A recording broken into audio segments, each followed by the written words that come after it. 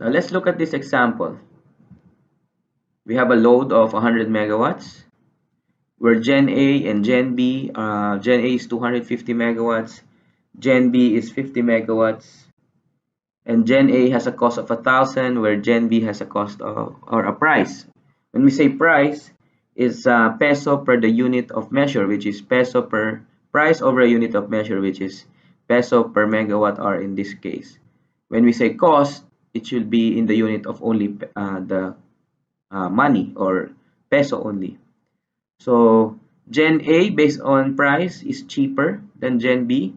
So Gen A can actually provide all the requirement of the load because it's 250 megawatts. It can provide 100 megawatt, the 100 megawatt requirement for the load. Now that's neglecting losses. However, let's say the capacity of the line is only 75 megawatts.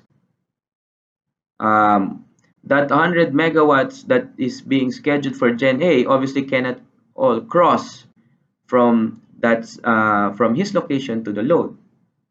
So Gen A will now be scheduled down from 100 and ramped down to 75, and where we're trying to maximize the capacity.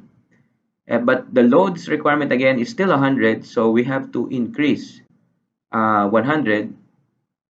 We have to increase now the requirement for, we have to meet the requirement for the load of 100. So Gen B now has to be scheduled by 25. So Gen A is 75, Gen B is 25 to again avoid line overloading. So what's the issue with line overloading? Well, if you have a line that's overloaded, we have protection schemes in the transmission or even in the distribution systems that will avoid overloading the line because it's equivalent to, again, much current will be equivalent to heat. So to protect itself, that line will eventually trip. Now what will happen is instead of having stable power, we will eventually result to the worst case, which is blackout.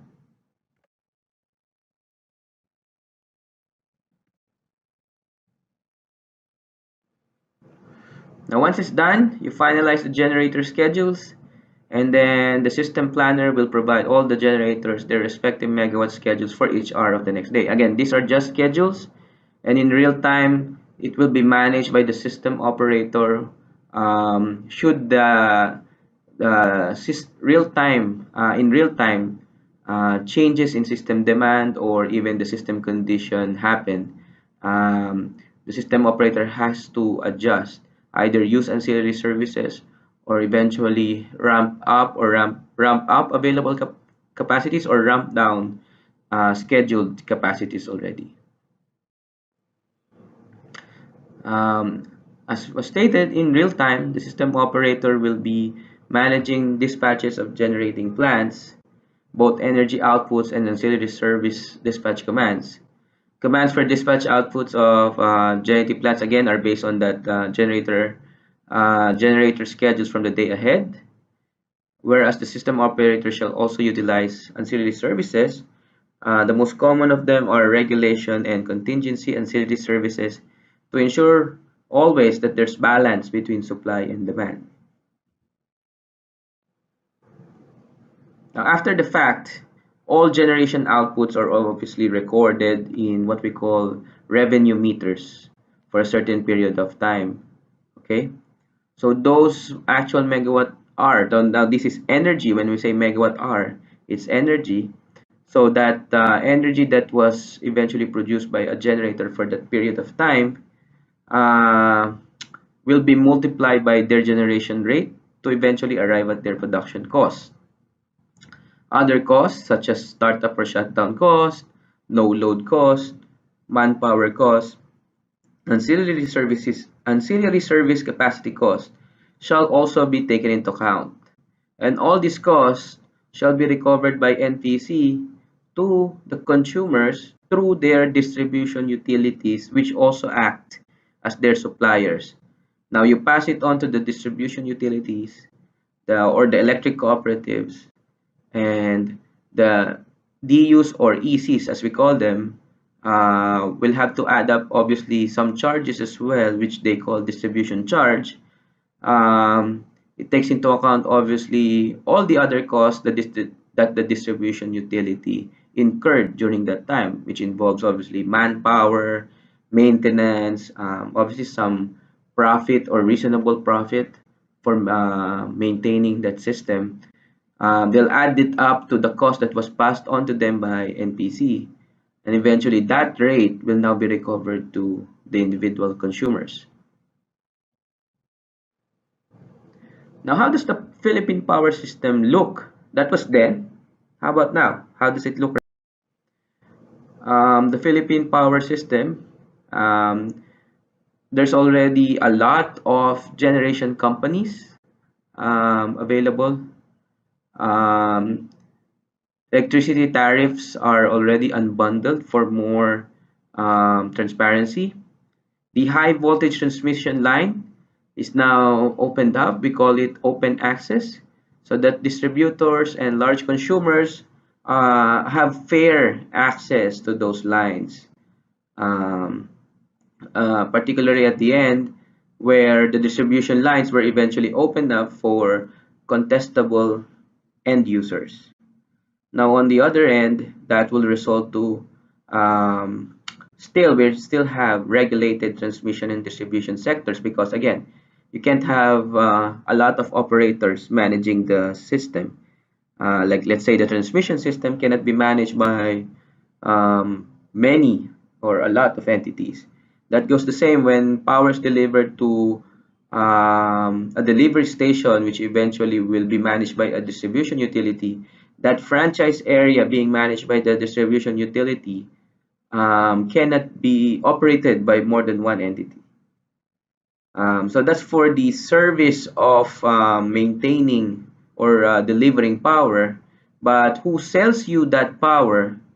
Um, there's a lot of competitive electricity service providers. Now we call them retail electricity suppliers, which you now can choose from among a lot of suppliers that consumers can choose, um, so that it's you get the best price for your electricity consumption.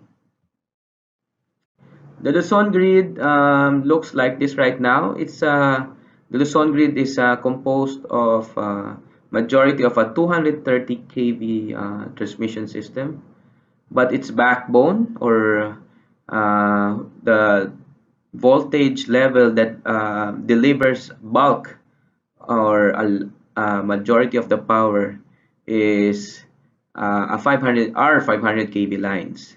Eventually, those are delivered to distribution utilities or electric cooperatives that have voltage levels at 69 kV.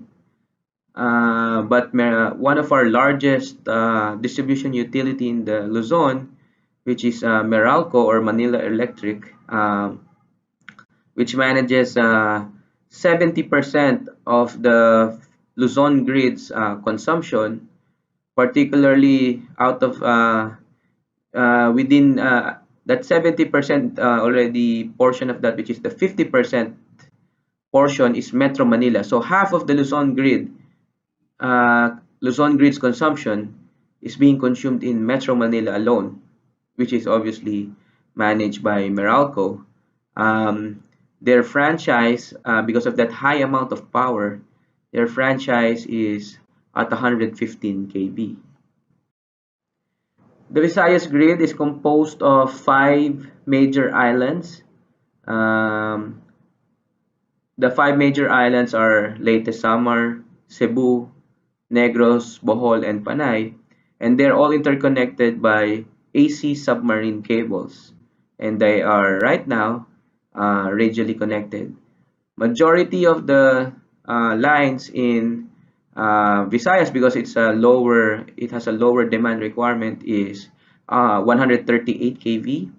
Although there's a setup for 230 kV to carry power, large amount of power from Leyte to Cebu, because there's a large capacity from Leyte, a geothermal facility that can transmit power to Cebu, which is the load center in Visayas.